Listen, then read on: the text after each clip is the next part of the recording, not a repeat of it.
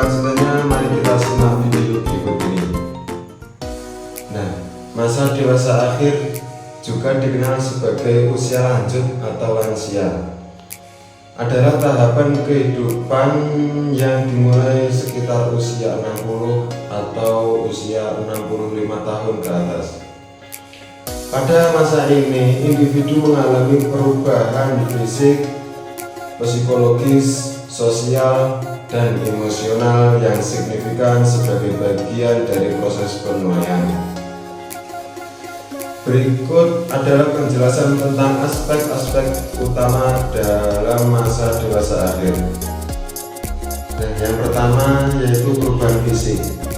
Perubahan fisik pada masa dewasa akhir meliputi yang pertama penuaan biologis, penurunan sensorik, mobilitas dan kekuatan, dan yang terakhir kesehatan. Yang pertama penuaan biologis seperti penurunan fungsi organ tubuh, yaitu seperti fungsi jantung, paru-paru, dan ginjal. Nah, selanjutnya ada penurunan sensorik seperti gangguan penglihatan, pendengaran, penciuman, dan rasa menjadi lebih lumpuh. Selanjutnya ada mobilitas dan kekuatan. Mobilitas dan kekuatan seperti otot melemah, tulang menjadi rapuh atau rawan resiko osteoporosis, dan kemampuan fisik menurun. Selanjutnya ada kesehatan. Lansia pada umumnya lebih rentan terhadap penyakit kronis seperti hipertensi, diabetes, dan atau penyakit kronis lainnya. Nah, yang selanjutnya yang kedua ada perubahan psikologis.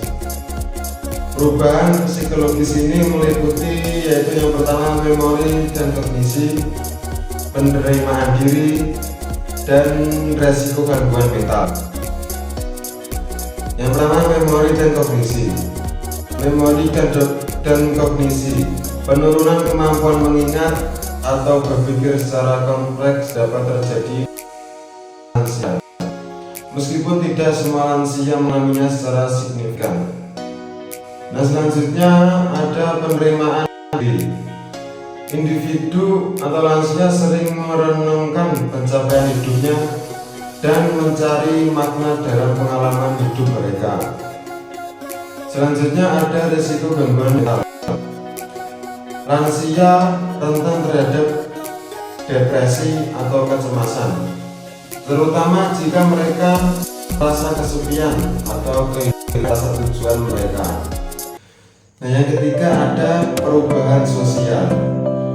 Perubahan sosial ini meliputi yaitu yang pertama pensiun dan peran dalam keluarga.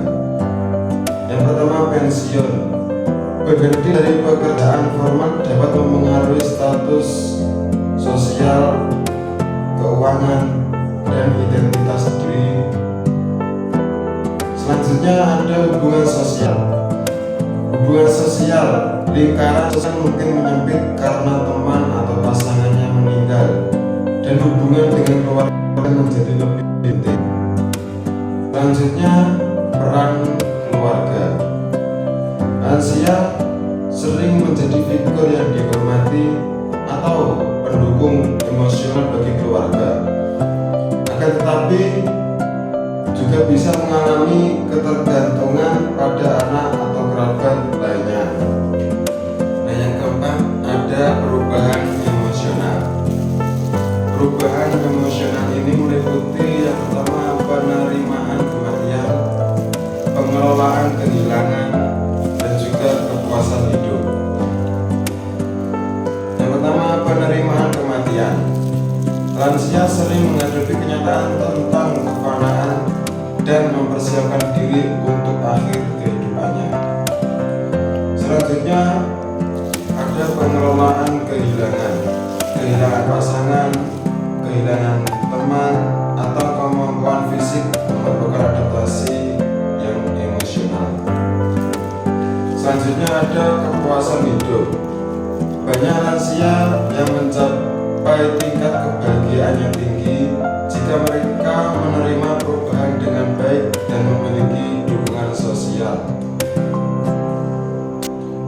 Selanjutnya yaitu yang terakhir ada tantangan dan peluang. Yang pertama tantangan. Tantangan di masa lansia seperti penurunan kesehatan, isolasi sosial, kesulitan finansial, atau diskriminasi usia. Selanjutnya yaitu peluang.